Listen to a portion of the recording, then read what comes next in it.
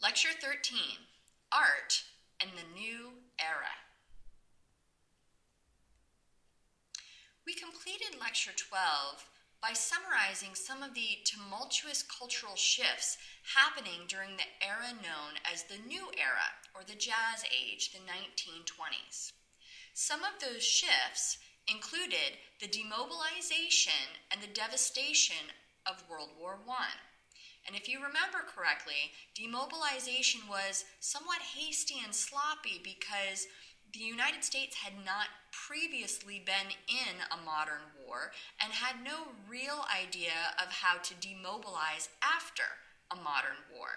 The devastation of World War I also included a significant death toll for the United States, but especially internationally. There was also the impact of the first Red Scare, which included anti-immigration policies and was spawned by fears of race suicide. Prohibition had been enacted in this period and resulted, ironically, in the growth of a criminal underworld. Urbanism, the new morality, and the Harlem Renaissance destabilized the more traditional and conservative understandings of what it meant to be American, as did the shift to consumerism and mass culture. We ended Lecture 11 with a sneak peek at the motivations of some of the urban artists and intellectuals who were practicing during the 1920s. Let's continue that conversation now. If you remember, we discussed how the intellectual and artistic populations were also concentrated in urban areas. They understood sex as a means of liberating humanity from the rationalism that had resulted in World War I and the deaths of millions of people.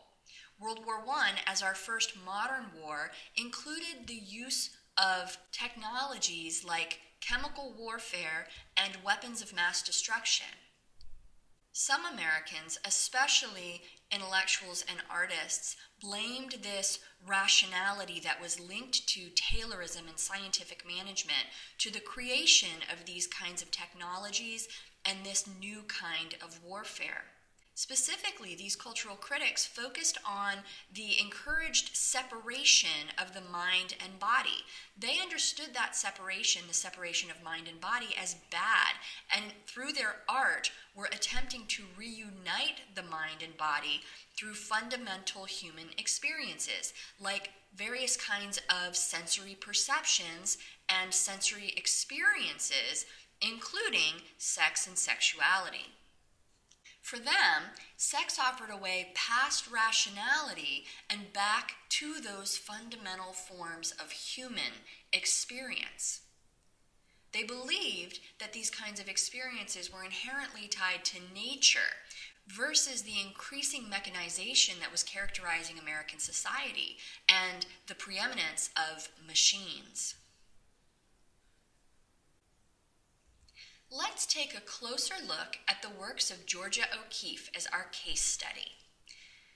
We can engage the works of Georgia O'Keeffe as an aesthetic expression of the new morality. Georgia O'Keeffe was an artist fascinated by relationships between spirituality, sexuality, and the natural landscape. And let me repeat that because those relationships are important. She was fascinated by relationships between spirituality, sexuality, and the natural landscape. She explored these relationships in her artwork by playing with the tensions between figuration and abstraction. Let's take a look at this painting briefly. What do you see here? Now, can you point out the specific elements that lead you to interpret this painting in this way? Maybe you're already familiar with the works of Georgia O'Keeffe or her reputation, so you have an idea where we're going with this conversation. This painting is titled Black Iris, and O'Keeffe rendered it in 1926. This painting offers us an excellent way to discuss the tensions between figuration and abstraction.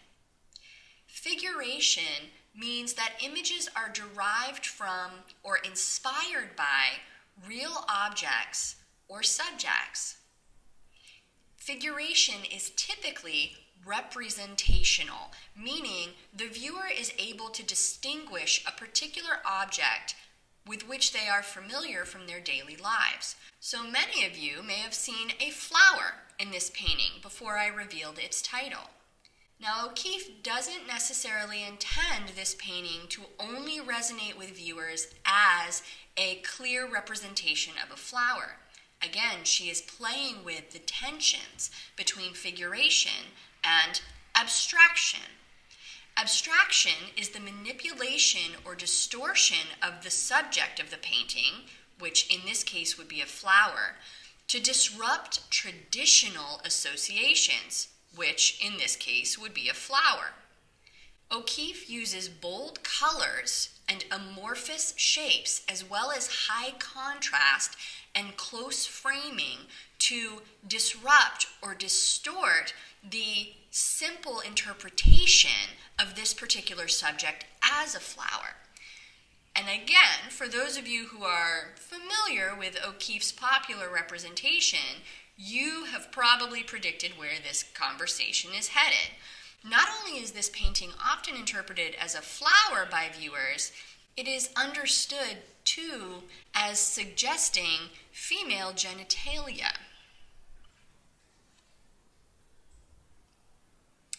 O'Keeffe focused on fragments, she employed close framing, and she embraced ginormous sizes in terms of her paintings to create what's termed defamiliarization. Defamiliarization is the practice of taking as subject something that is typically understood as pedantic or common, such as flowers, and rendering it so that people see it differently. The resulting surprise is intended to make the viewer think twice about the image. Is it a flower? Or is it a vagina? And therefore experience the subject of the image differently.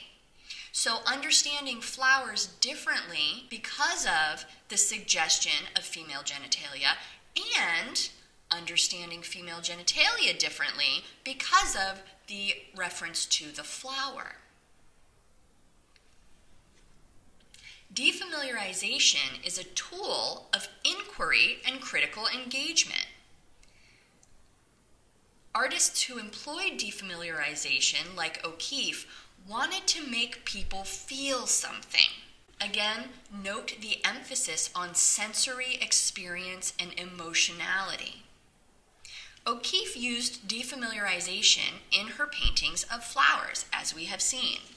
Flowers were a common subject of the still life genre of amateur artists, especially women, and flowers were leftover subjects from the Victorian era when they were extremely popular for female artists.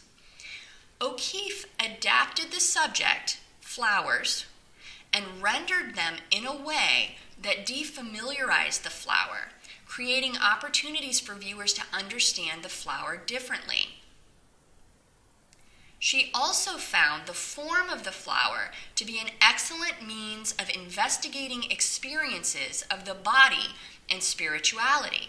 And what I'd like for you to note here is how O'Keeffe uses a traditional conservative subject, the flower, in a way that disrupts or ruptures the traditional Victorian use of that subject by investing her flower subjects with sexuality and defamiliarizing those flowers. O'Keeffe overtly challenges the Victorian era conservative view of women's sexuality.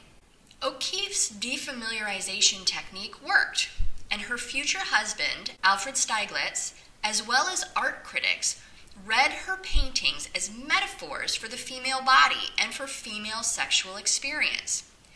This was not, however, what O'Keeffe had intended. She ended up being pigeonholed as a woman painter who created work that was inherently feminine and therefore limited only to the female sphere and not applicable to the bodies or experiences of men. Again, this was not what O'Keeffe intended. This interpretation reflected more about the culture of interpretation than O'Keeffe's work itself. O'Keeffe was attempting to investigate experiences of the human body and human spirituality and sexuality, not the female body or only female sexual experience. The interpretation of her work as inherently feminine meant at the time that her work was considered inferior to the work of male artists. This perception stemmed in part from the cultural reaction against the new morality and the greater freedoms in the public sphere that were being claimed by the new woman. Her work embraced the ambiguity of sexuality, the body, and human presence in the natural landscape. Her flowers do suggest the human body, but reference both phallic and labial forms, which is often overlooked. They embrace this ambiguity, creating depth and complexity. Her flowers are neither pure abstraction nor metaphors for human genitalia, nor can they be read as strict figurations, literal representations of flowers. O'Keeffe embraced the ambiguity that was the marked characteristic of her paintings in her daily life as well. She resisted gender performances that were easily classified as either feminine or masculine. She liked to play with the tensions. Now, ultimately, sex was a hot, marketable, and controversial topic. Much like Sigmund Freud's theory of sexual repression, O'Keeffe's work also fell victim, even though it was popular, and maybe because it was popular, to the oversimplification of an urban culture obsessed with sex.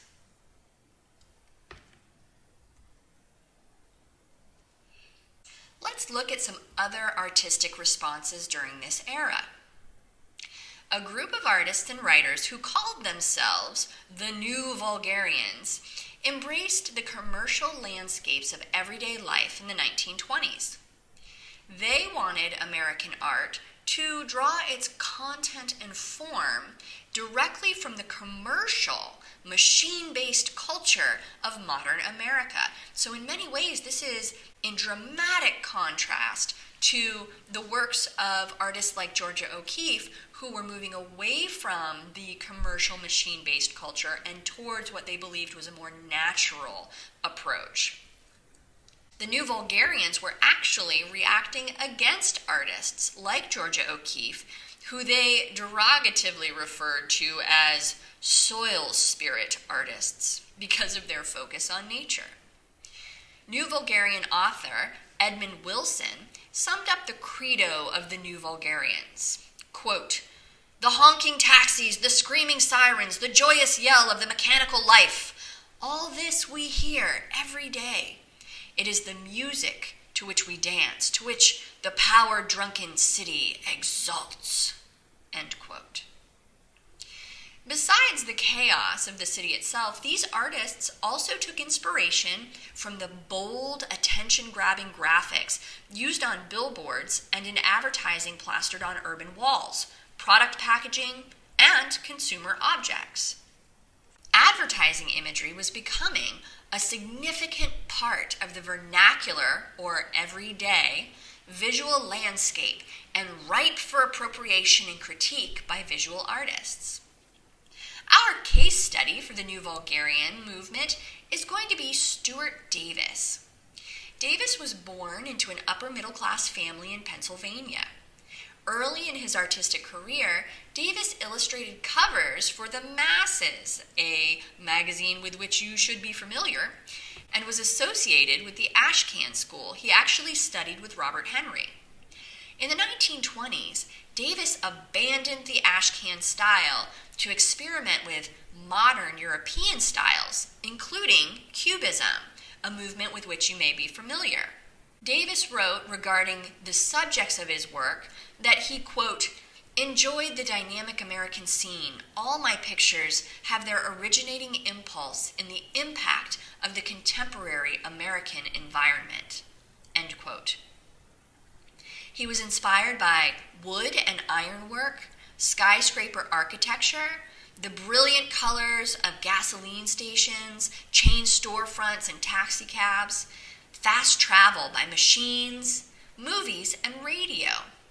You'll note that Davis purposefully combines the European style of Cubism with a pointedly American subject matter. His goal was to express, quote, the new lights, speeds, and spaces of our epoch. Now, some of the techniques that he employed included synthesizing the Cubist approach to space with that American subject matter. And notably, Stuart Davis was the predecessor of the extremely popular 1960s pop art movement, with which I know you're familiar. Think Andy Warhol. This painting, entitled Odal, depicts a popular German-produced mouthwash, which was imported into the United States and widely distributed. Now note the symbolism here. A European import, the mouthwash, embraced by Americans. The same could also be said for European modernism, especially Cubism. Think Pablo Picasso. Davis also embraced wordplay in his works and not just visual rhetorical play. Note in the painting, the text, it purifies, the actual label on the Odal product. Davis is making reference to his movement of American modernist art away from European modernism. Some of the key elements that you'll want to be able to identify in the works of the New Vulgarians include the ambiguity between 2 and 3 dimensions, which results in flatness and spatial illusion. You'll also note that there is a simplification of the subject matter. There's not a great deal of minutia or detail in these images. Instead, they depend on bold imagery. The New Vulgarians unapologetically embraced the bold, flat quality of American advertising, which of course was inherently related to the new narrative of consumption. Davis stated of his works, quote, they should be sold in stores like newspapers and magazines, end quote. So you'll note here that he is attempting to democratize what would otherwise be considered fine art. You'd never see fine art for sale in grocery stores or convenience stores like newspapers or magazines, and yet this is precisely what Davis is advocating, a democratization, a balancing between the ideas of high art and low art. Notably, even though Davis advocated for his works to be sold in stores alongside newspapers and magazines, he did not participate in the advertising movement, unlike many of his contemporaries who did seek jobs and were involved commercially with the advertising industry. This concludes Lecture 13, Art and the New Era.